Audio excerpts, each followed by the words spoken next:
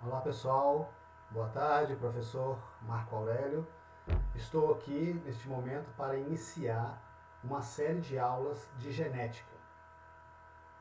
Essas aulas ajudarão vocês e muito, até porque nesse período crítico que estamos vivendo, não podemos sair de casa, então podemos aproveitar o nosso tempo para estudar. Então essa é uma colaboração minha para que vocês mantenham o foco e o sonho da universidade, certo? Então serão várias aulas, bem resumidas, bem sucintas, mas com conteúdo profundo, certo? E seguindo essas aulas também tem uma lista de exercícios. Então vamos a ela.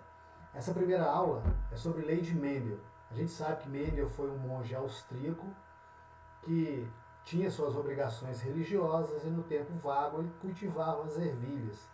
E no cultivo dessas ervilhas ele fez vários cruzamentos e pôde então, com o resultado desses cruzamentos, elaborar duas leis.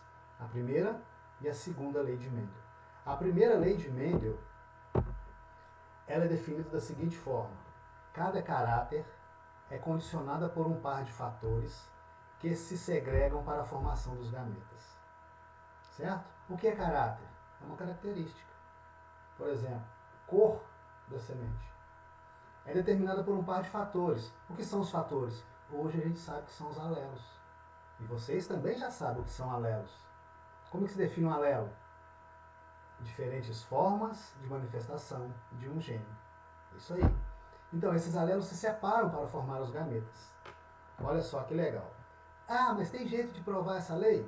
Tem. E a gente consegue comprovar a primeira lei através da meiose, por meio da meiose.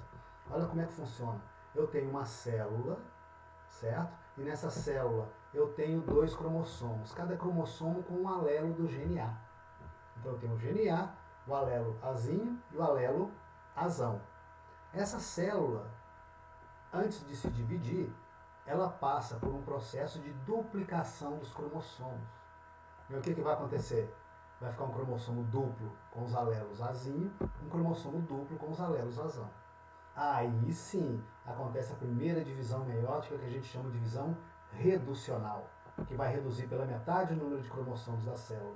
Olha o que acontece. Cada uma das células ficou com apenas um cromossomo. Os alelos Azão foi para uma célula e os alelos Azinho para outra célula, ou seja, eles se separaram. Só que a meiose ainda tem uma segunda divisão. E cada célula dessa vai sofrer mais uma, formando duas outras células com um cromossomo cada uma. Olha só. Então, eu tenho aqui a separação de um azão, de outro azão, para formar gametas diferentes. E aqui a formação de duas células com azinho. Então, por definição, qual que é a definição da primeira lei de Mendel? Cada caráter é determinado por um par de fatores que se segregam para a formação dos gametas. Não foi isso que aconteceu aqui? Aqui, ó, cada caráter, cor da semente, é determinada por um par de fatores, alelo azão, alelo azinho e azão, que se separam para formar os gametas. Tranquilo, pessoal? Muito fácil, né? Então, aqui, de forma geral, para vocês entenderem, só eu coloquei essa figura mostrando que essa célula sofre duplicação cromossômica, depois a meiose 1 vai separar os cromossomos com seus pares de alelos, e esses alelos vão se separar formando os gametas, comprovando assim a primeira lei de Mendel. Tranquilo? Muito bem. E como que eu concluo essa lei de Mendel? Eu concluo o seguinte: se um indivíduo tem o genótipo azão-azão, significa que todos os seus gametas terão o alelo azão. Correto? 100%. Se o indivíduo for heterozigoto azão-azinho, os alelos não vão se separar para formar os gametas? Então vai ficar 50% azão e 50% azinho.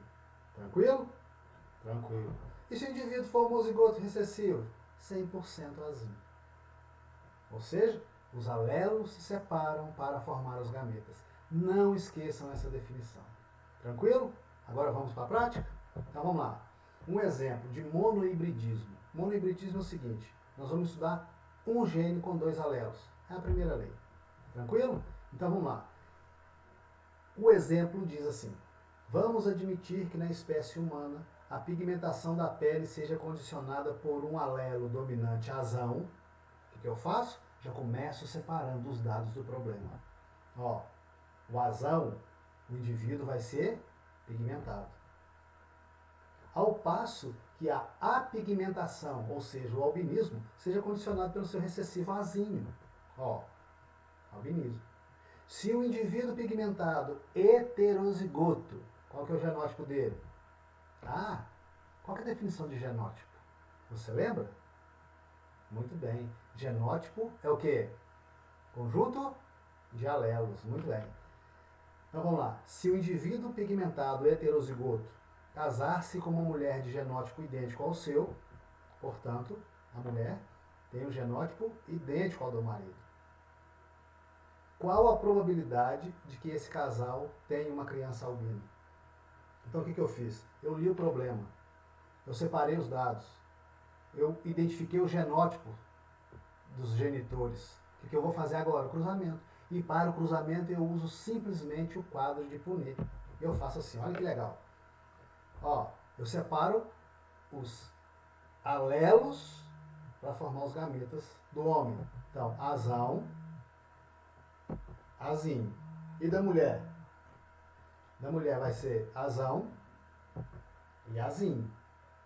Tranquilo? Agora é só fazer o cruzamento. O que vai dar aqui? Azão, azão. E aqui? Azão, azinho. E aqui? Azão, azinho. E aqui? Azinho, azinho. Simples. Só que a pergunta é o seguinte: qual a probabilidade que esse casal venha ter uma criança albina? É 1 em 4 possibilidades, ou seja, 1/4 ou 25%. Tranquilo, pessoal? Então, de forma resumida, para acabar aqui, para vocês estudarem e fazerem os exercícios, eu faço assim. Primeiro passo, eu leio o problema e isolo os dados. O segundo passo, eu identifico os genótipos dos genitores, dos parentais ou dos pais. Terceiro passo, eu separo os alelos no quadro de Punnett. E depois, simplesmente, faço o cruzamento e respondo a pergunta do problema.